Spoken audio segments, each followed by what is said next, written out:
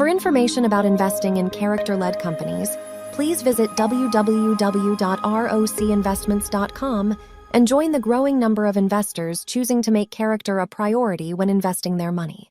Were you aware whenever you learned about your friend's daughter, like, was that what kind of opened your eyes to this danger in the world? Because it was over 12 years ago or 10 years ago.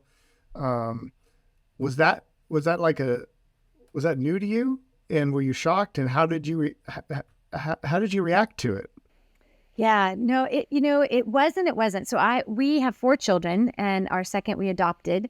And while we were in the process and the journey of adoption, we had an incident that actually had occurred where a woman had approached our 5 or 10 families that were adopting our children. And we weren't sure if it was a human trafficking case, and it was way back in 2001. So that term, was not even used. But the vulnerability of the person who approached our 10 families and wanting to be able to sell their child so they could have money for food or shelter was something that just shocked me and my husband at that moment in time. And so as I reflected in 2008, which was, 7 years later, on what had happened, in 2001 in China, it was that moment where I realized, this could very well have been that human trafficking back then. And it for sure is now in 2008, because this trafficker is being convicted of human trafficking on a federal offense.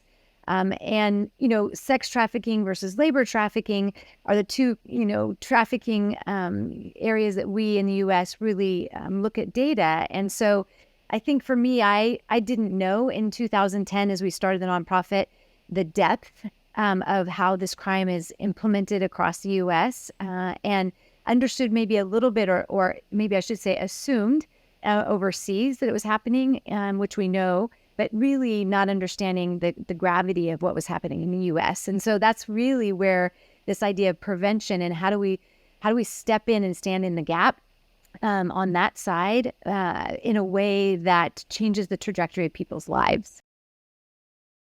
And that's when you launched Three Strands. Right. And so Three Strands focuses in on prevention education and prevention through employment.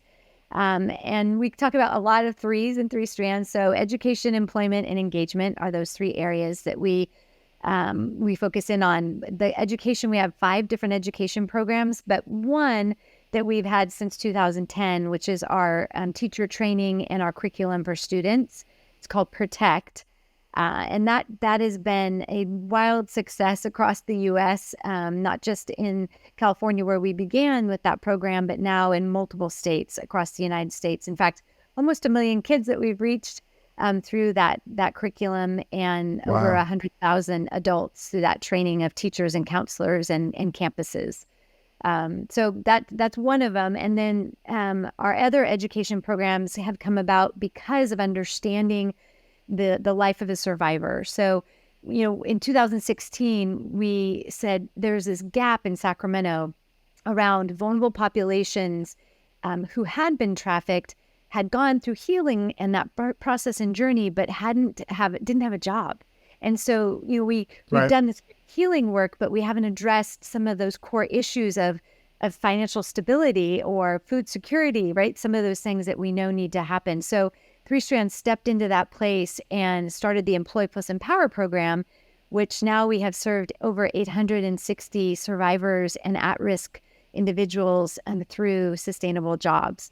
And so we place individuals in jobs and make sure that they are thriving through direct services. So that program, as it launched in 2016, has really influenced all the new prevention programs that have come about as a result of that, because we found they were needed in juvenile justice, with government Right. services. All of those other pieces have popped up since. So, and then Ashlie, I wondered. Oh, go ahead. No, please. The last E is engagement. So education, employment, and engagement. And that E for engagement is really the legislative work that we do.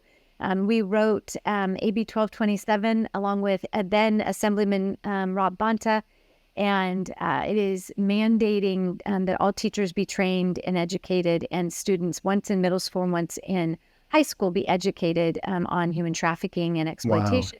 And then we did a similar bill in Utah.